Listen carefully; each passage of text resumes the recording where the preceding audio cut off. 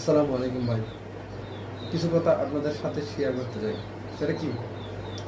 আচ্ছা ভাই, একটা কথা বলবেন, ভালো কাজে কি কোনো রকমের সমস্যা হয় মানুষের শরীরে? অ্যালার্জি, চুলকানি না কি ধরনের সমস্যা হয়?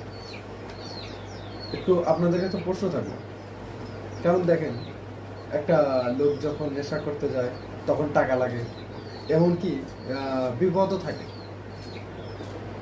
যে কোনো মুহূর্তে পুলিশের গ্রেপ্তার হতে পারে, অনেক সমস্যার সম্মুখীন হতে পারে। তারপরেও সে কি আগ্রহ করে যে সে নেশা করে। একটা মেয়ের কাছে যেতে অবশ্যই তাকে প্রথমে টাকা দিতে হয়, টাকা খরচ করতে হয়। তারপরে জন জনগণের হাতে গণধোলাই খাওয়ার ভয় তো থাকেই। তারপরেও সে যায়। কিন্তু ভাই, আচ্ছা, কিন্তু সেও বলে যে ভাই ভালো হয়ে যা, ভালো হতে পয়সা লাগে না। কিন্তু একটা কথা বলেন তো ভাই, আচ্ছা, মসজিদে যখন নামাজ পড়তে যাই তখন কি কাউকে টাকা দিতে হয়, ট্যাক্স দিতে হয়? বলেন, কাউকে কি ট্যাক্স দিতে হয়? না, কখনো ট্যাক্স দিতে হয় না। এমনকি আল্লাহর দেওয়া বিধান রোজা রাখলে কি কাউকে ঘুষ দিতে হয়, চাঁদা দিতে হয়? না, তাও দিতে হয় না। তাহলে ভাই, কেন কেন আমরা যাই এদিকে? আপনারা এটুকুই চিন্তা করেন না কেন? কারণ দেখেন, যে শয়তান বিল্লাহ ইবলিস, ইবলিসকে আমাদের পিছনে লেগেই রাখা হয়েছে। এখন ইবলিসকে কেন সৃষ্টি করা হয়েছে জানেন আপনারা? ইবলিসকে সৃষ্টি করার কারণ আছে। সেটা কি জানেন? একটা কামার, মানে স্বর্ণকার আর কি, স্বর্ণকার যখন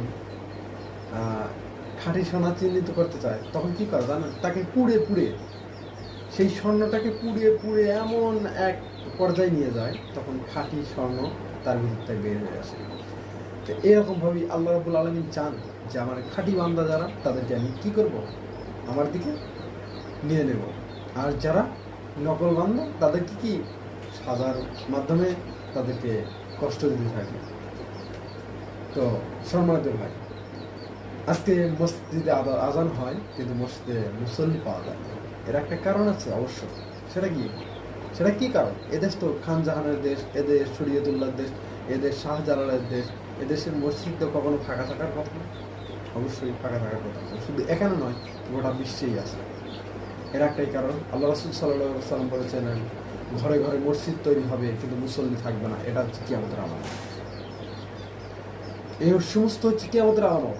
মানুষের পেটে থেকে সাপ বিচ্ছু জন্ম নেবে এবং প্রাণীর ভিতর থেকে মানুষের বাচ্চা জন্ম নেবে। এটাই কিয়ামতের আলামত, এটাই কিয়ামত।